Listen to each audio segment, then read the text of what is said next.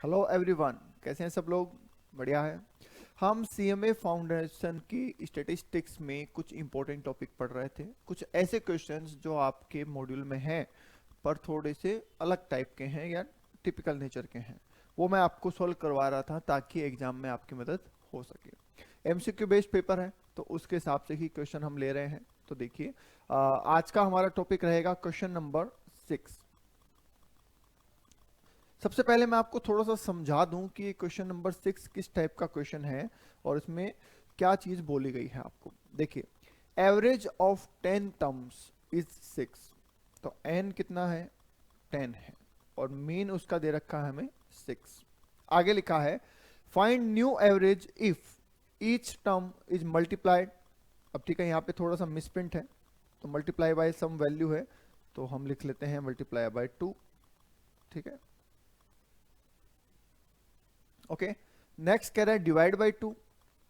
Next कह रहा है 3 is added to each term. And fourth कह रहा है 4 is subtracted from each term. तो सर ये क्या क्वेश्चन हुआ? तो देखिए, इसको ध्यान से समझिए। इसका जो कॉन्सेप्ट है उसे हम कहते हैं चेंज इन ओरिजिन और change in scale. Change in origin और चेंज इन स्केल।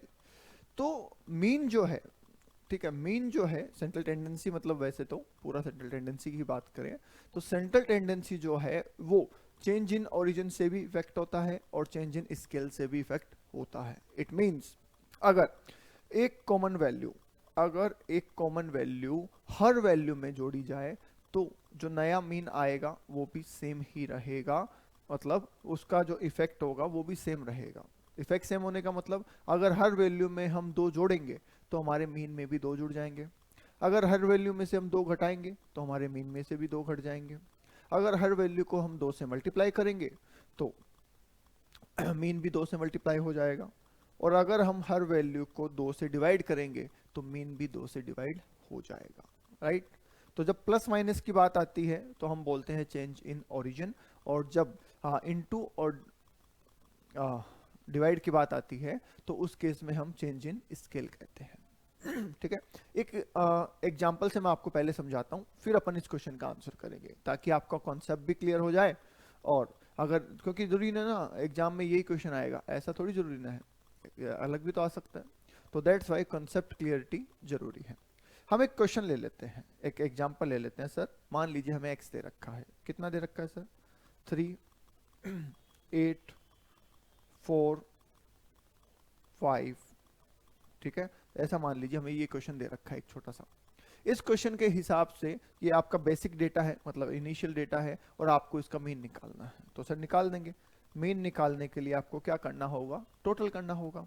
तो हम टोटल करेंगे तो ये आ जाता है हमारा 20। टोटल कितना आ जाता है? 20 आ जाता है। जब टोटल 20 आ जाएगा तो सर हम इसका मीन निकाल देंगे। तो फॉर्मूला होता है समेशन x अपॉन n। तो हमारा मीन कितना आ जाएगा सर? 20/4। तो मीन आज हमारा आ जाएगा 5। राइट? ओके। अब सर हम इसके चेंज इन ओरिजिन करेंगे। चेंज इन ओरिजिन करने का मतलब ऐड 2। हम हर वैल्यू में 2 ऐड करके देखेंगे। एक बार हम देखते हैं कि हर वैल्यू में अगर 2 को ऐड कर दिया जाए तो नया मीन क्या होगा। ठीक है, तो चलिए करके देखते हैं।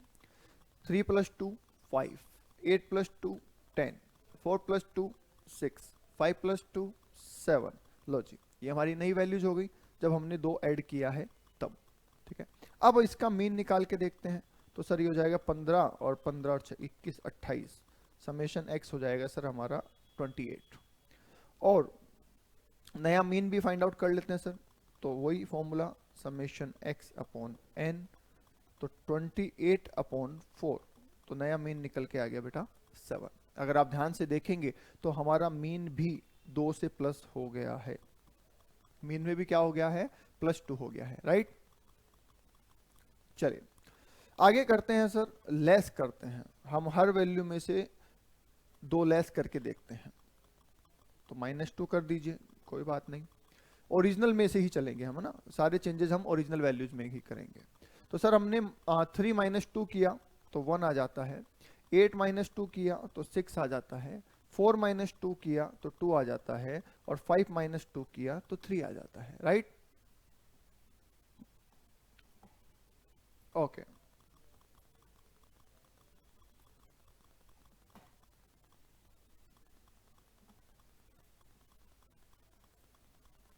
डन। चलिए आगे। तो सर टोटल कर लेते हैं, टोटल कितना आ रहा है? 6 7 9 और 12, समेशन एक्स आ रहा है सर 12 आ रहा है। अब 12 के हिसाब से मीन निकाल लेते हैं, तो मीन आ गया हमारा समेशन एक्स अपॉन एन, तो 12 अपॉन 4, तो हमारा मीन निकल के आएगा 3। मीन कितना निकल के आ जाएगा हमारा? 3 निकल के आ जाएगा, राइट? ओके।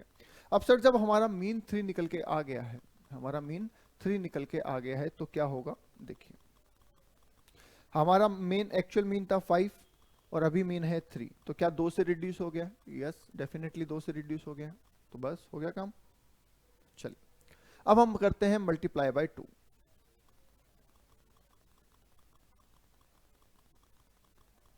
ठीक है, तो नया x क्या हो जाएगा देख लेते हैं। ओरिजिनल वैल्यू को ही करेंगे, फिर बता दूं मैं ओरिजिनल वैल्यू को। 3 इंटू 2 6 हो जाएगा, 8 into 2 16, 4 into 2 8, 5 into 2 10, right? Okay, अब टोटल कर लेते हैं नए सिरे से, तो ये आ जाएगा समेशन x 40, राइट? नया मीन भी निकाल लेते हैं sir, summation x upon n, तो 40 अपॉन 4, तो ये आंसर आ जाएगा 10। तो आप ध्यान से देखिए, आपका जो मीन है वो भी 2 से मल्टीप्लाई हो गया है, राइट? चलिए, and last one, divide by 2। ठीक है, अब हम क्या कर रहे हैं, सारी वैल्यू को 2 से डिवाइड कर रहे हैं, तो क्या होगा देखिए सर, 3 डिवाइड बाय 2 1.5 हो जाएगा, 8 डिवाइड बाय 2 4 हो जाएगा, 4 डिवाइड बाय 2 2 हो जाएगा, एंड 5 डिवाइड बाय 2 2.5 हो जाएगा। तो नया जो समेशन x आ जाएगा सर वो आ जाएगा 10। ओके, तो नया मीन कितना आएगा वो भी देख लीजिए। नया मीन आ जाएगा sir summation mean equals to summation x upon n। Okay, done. तो सर ये आ गया 10 अपॉन 4 इक्वल्स टू 2.5। तो आप ध्यान देंगे, तो ओरिजिनल मीन था मेरा 5, क्योंकि मैंने हर वैल्यू को 2 से डिवाइड किया है, इसलिए मेरा मीन भी 2 से डिवाइड हो गया है, राइट? तो ये हमने आपको इलिस्ट्रेट करके समझा दिया कि अगर हम हर वैल्यू को ऐड करेंगे, हर वैल्यू में एक कॉमन वैल्यू ऐड करेंगे, तो मीन में भी वो वैल्यू ऐड हो जाएगी। लेस करेंगे तो लेस हो जाएगी, मल्टीप्लाई करेंगे तो मल्टीप्लाई हो जाएगी, और डिवाइड करेंगे तो डिवाइड हो जाएगी, कोई दिक्कत ही नहीं है, राइट? तो चलिए अब हमारे इस क्वेश्चन का आंसर देखते हैं। तो आपको करके देखने की जरूरत नहीं है एग्जाम में, अब आप सीधा आंसर लिख पाएंगे। क्या कहा हमें क्वेश्चन नंबर 6 में सर, कि n तो है सर 10 और मीन है हमारा 6, राइट? पहले पॉइंट में बोल रहा है कि मल्टीप्लाई, अब अमाउंट नहीं लिखा हुआ तो मैंने 2 एज्यूम कर लिया है, तो बाय 2। अगर मैं हर वैल्यू को 2 से मल्टीप्लाई कर देता हूं, तो what would be my new mean, मेरा नया मीन क्या होगा? तो आप सीधा आंसर दे देंगे सर मीन भी मल्टीप्लाई हो जाएगा, तो नया मीन हो जाएगा सर 6 इंटू 2 12 हो जाएगा, राइट? ओके, दूसरा कह रहा है सर डिवाइडेड बाय 2,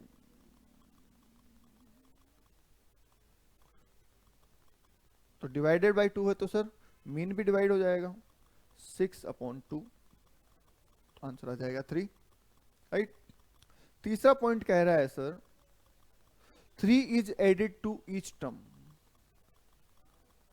तो एडेड 3, तो अगर मैं हर टर्म में 3 जोड़ूंगा तो मीन में भी 3 जुड़ जाएगा, तो 6 प्लस 3 इक्वल्स टू 9 हो जाएगा। सारे डिफरेंस कहाँ लेने हैं? एक्चुअल मीन से ही लेने हैं, ओके? चलिए, फोर्थ पॉइंट में कह रहा है sir 4 is subtracted from each term, her term में से 4 घटा दीजिए, तो सब्सट्रैक्ट 4, तो मीन में से भी 4 घटा दीजिए, 6 माइनस 4, तो ये आपका नया मीन आ जाएगा, ओके? तो आपको अब कैलकुलेट करने की जरूरत नहीं है कि कोई वैल्यूज आप लेंगे फिर अज्यूम करके देखेंगे, ऐसा करने की जरूरत नहीं है। सीधा आपको प्रोविजन समझ में आ जाना चाहिए कि अगर हम हर वैल्यू में कुछ ऐड करेंगे तो मीन में भी वही ऐड हो जाएगा, लेस करेंगे तो मीन में भी वही लेस हो जाएगा, मल्टीप्लाई करेंगे तो मल्टीप्लाई हो जाएगा, और डिवाइड करेंगे तो सर डिवाइड भी हो जाएगा, right. I hope change in origin और चेंज इन स्केल आपके क्लियर होगा। चलिए, थैंक यू।